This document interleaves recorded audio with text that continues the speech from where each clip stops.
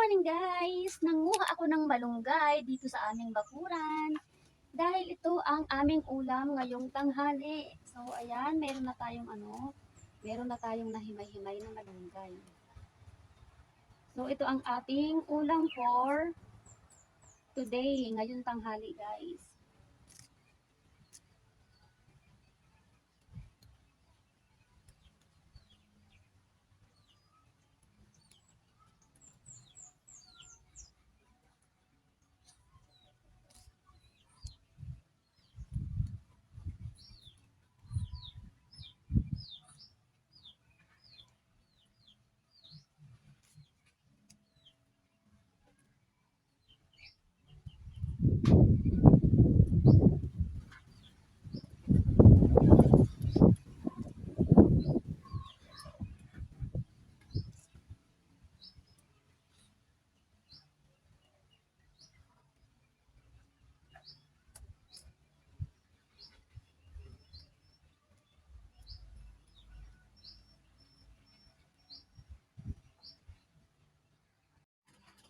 So ngayon guys, meron na tayong konting malunggay.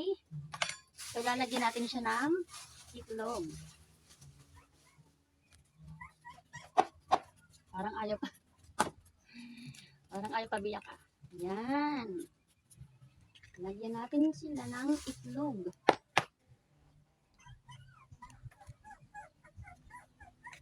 Okay, so bumili lang ako guys ng 4 na itlog. Yan, 4 na itlog lang ito guys na binili ko. Ulam namin today. So tingnan natin kung enough na. Then,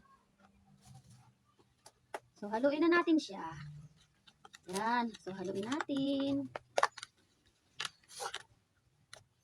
So kung kinakailangan dagdagan ko pa yung malunggay, ay pwede rin.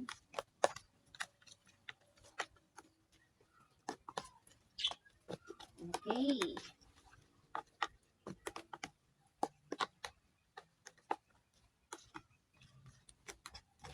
Mukhang konti pa yung malunggay. So, dagdagan pa natin para madami-dami. So, yan, pwede pa tayong magdagdag sa malunggay para madagdagan naman yung ating malunggay.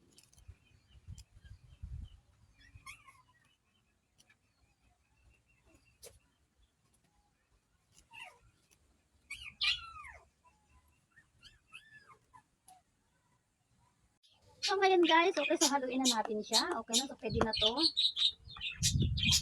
Ito, meron pa ako dito guys na tira na crispy fry nung ako'y nagluto ng daig ng manok. So, hindi ko siya inubos. Then, lalagay ko siya dito. Para hindi na ako mag-ano pa ng iba pang ingredients. Kasi ito ay templado na itong crispy fry na ito. Kaya, masarap na itong pantimpla dito sa ating malunggay na may itlog. Okay, so haluin natin yan. Hindi guys, pag ganito, hindi na ako naglalagay ng harina.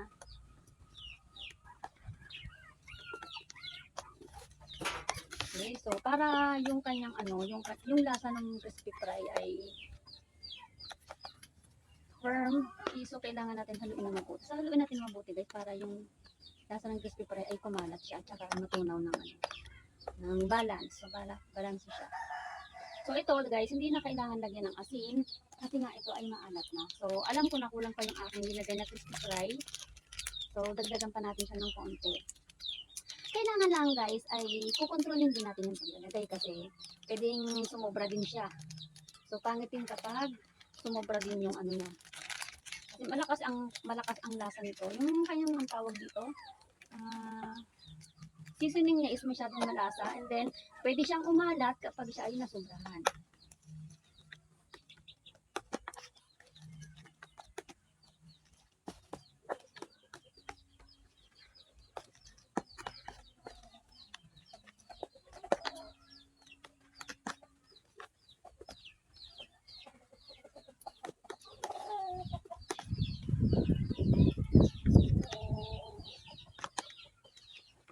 So pwede natin tikman.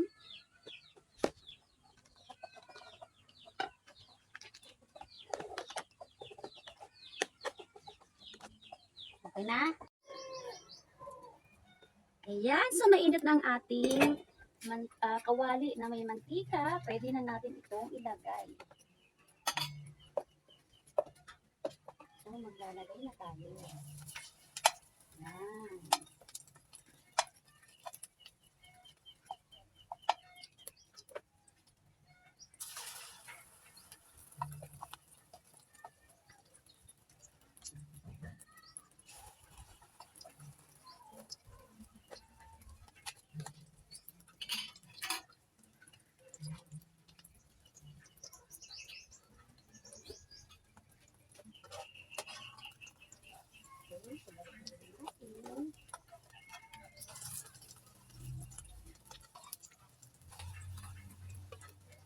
Ayan.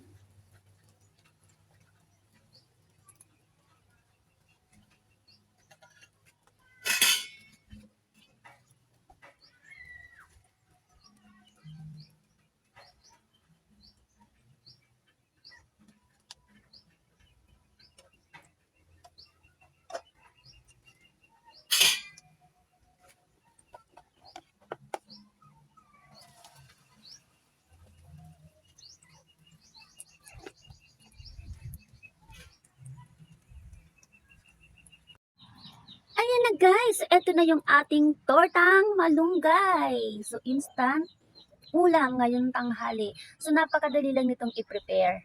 Kaya kahit sa rush hour ay pwedeng-pwede nyo itong gawin guys kasi within 10 minutes ay meron ka ng instant na ulam. Ayan. So thank you for watching. Kain na tayo.